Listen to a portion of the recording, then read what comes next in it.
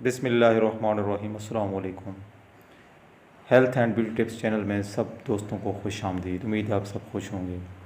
इस चैनल में आपको हर किस्म की सेहत के बारे में, बड़ों की सेहत के बारे में, छोटों की सेहत के बारे में और मुख्तलिफ़ किस्म के नुस्ख़ाजात वगैरह जो हैं वो शेयर किए जाते हैं और साथ साथ रेसिपीज़ वगैरह भी शेयर की जाती हैं।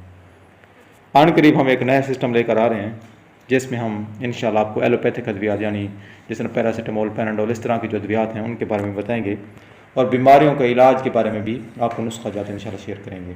आज हम छोटे बच्चों के बारे में बात करते हैं कि छोटे बच्चे कितने जो मासूम होते हैं, बहुत नाजुक होते हैं, उनकी ग़िज़ा को कैसे बेहतर किया जा सकता है।